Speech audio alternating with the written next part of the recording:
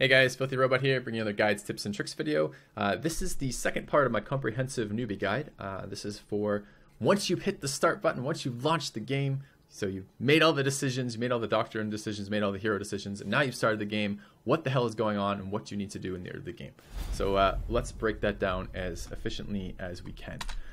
Okay, the first and probably most important thing to do in the very early game is to understand the mini-map. So I'm going to just ignore everything that's going on. This is versus AI, but what I just wanted to do is actually get you guys a mini-map here. So let's take a look around the map. You see these they're currently white nodes, and they have multicolored dots on them. So they have a yellow dot and a blue dot or a purple dot over there. These are resource centers. To capture a resource center or a node, you move units onto it. And we're going to move over here to do that. And the colors around the node represent what resources they have. Yellow is requisition, blue is power, and purple is elite points. You can see at the bottom, here's how much of each of those I have. This is my requisition. The plus 260 is plus 260 requisition per minute for everybody on the team. The plus 25 is plus 25 power per minute for everybody on the team.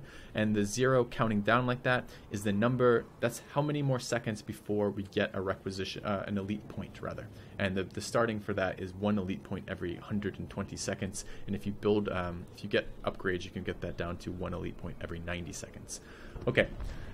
Once we've captured a node, and you can see all you do to capture a node is move any unit inside the radius of the node and it will tick up. If an opponent's standing in there as well, so if you each have a unit in there, it won't tick up, it will stay stationary at whatever it's been. And if I move away from this and an opponent moved in, he could uncap the node in the same way I capped the node just by standing in the circle. Once you've captured a node, and it's your node, you can now, it doesn't do anything. Once it's captured and once it begins with, you haven't changed your resources at all. Your resource income is still exactly the same as it was when you first capture a node.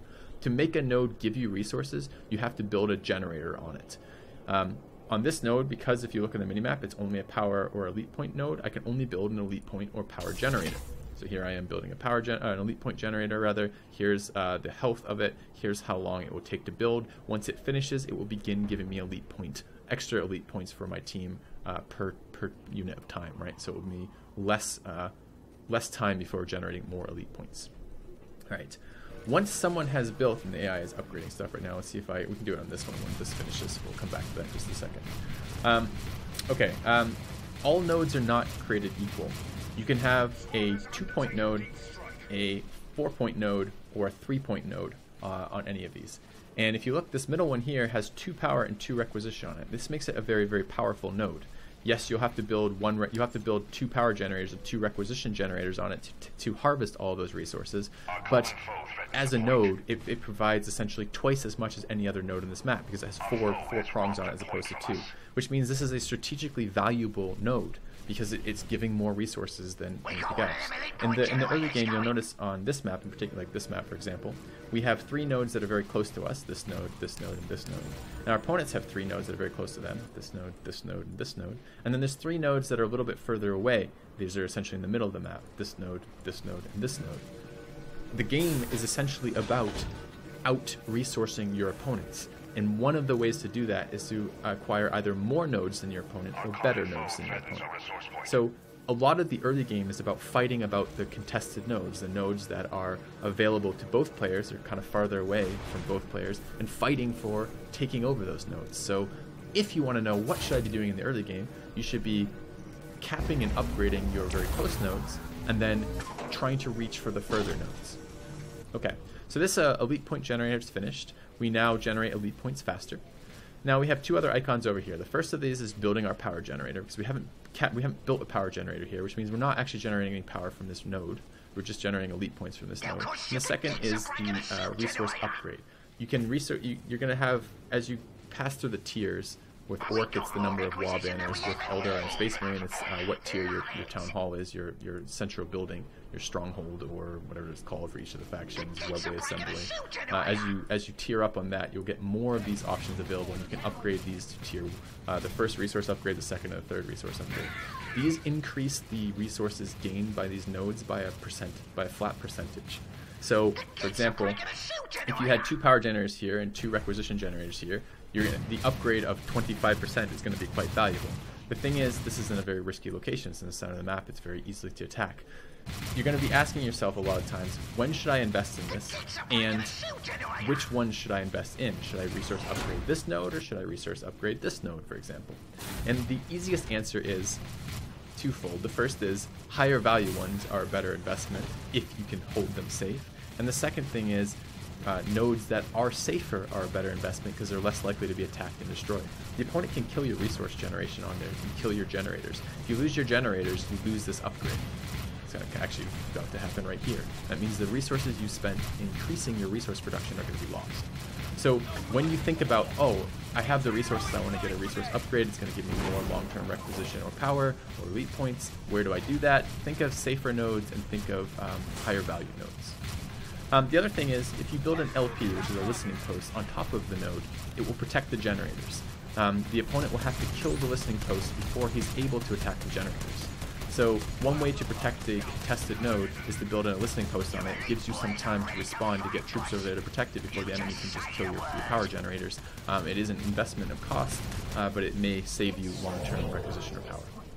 Okay, so we talked about resources. We talked about the very, very early game objectives. How do you win the game? Let's talk about, like, kind of past the initial objective of capturing resource nodes. What do?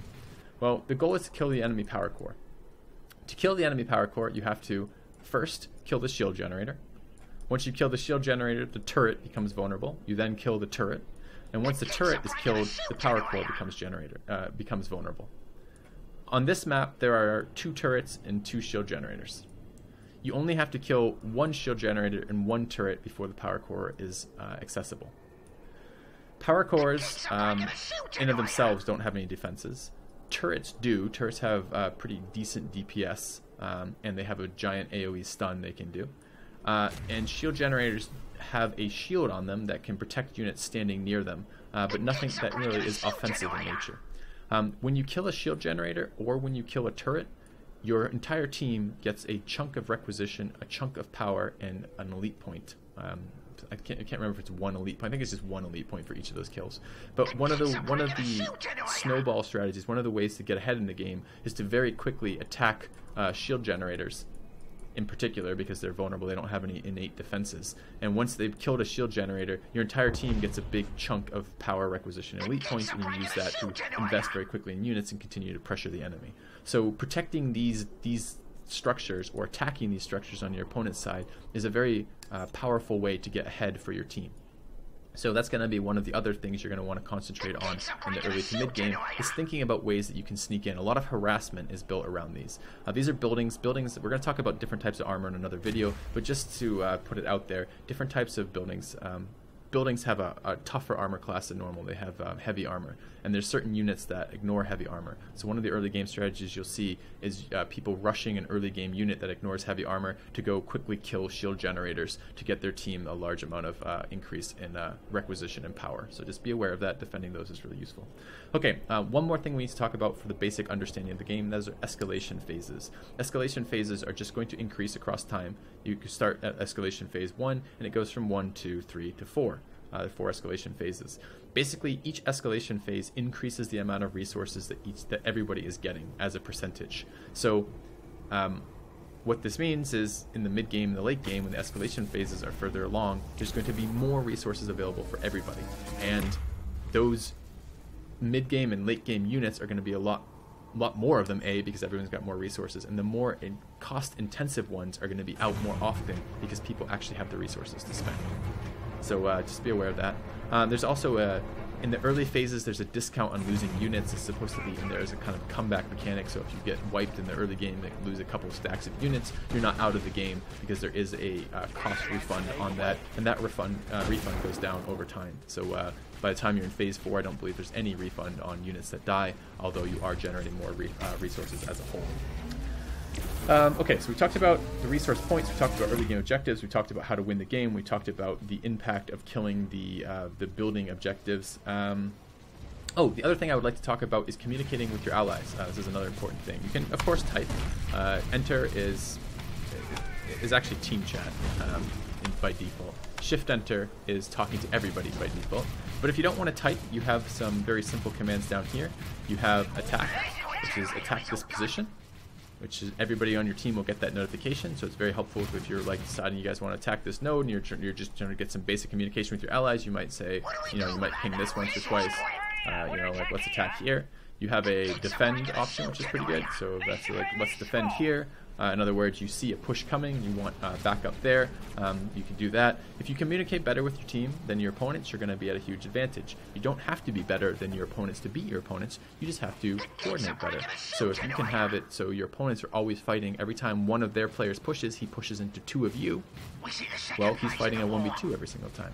Or if every time your opponents are pushing, you guys counter push, so if they are attacking your top node, and it's an overwhelming force that you're not going to be able to get guys into, rather than just sit around and lose a resource node, if you simultaneously attack his bottom node while that's happening, you're going to come out at least equal to your opponent in terms of the damage dealt there. So communicating with your teammates is an extremely important part of this game. So spend some effort. You know, these are hotkeys. The hotkeys are a little bit awkward. I don't think they can be rebound right now, but just in general, oh look, you can do it this too.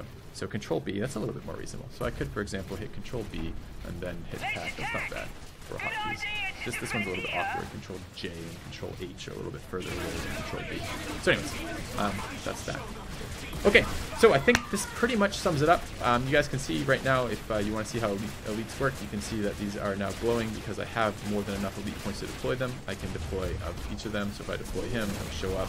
You can deploy elites around either the objectives or around resource nodes that you control, or around your town halls. So just be aware of that. But I think that basically covers what I want to cover in this video, which is the basic understanding of the early game objectives, why you're doing it, and kind of how to generate resources on these maps.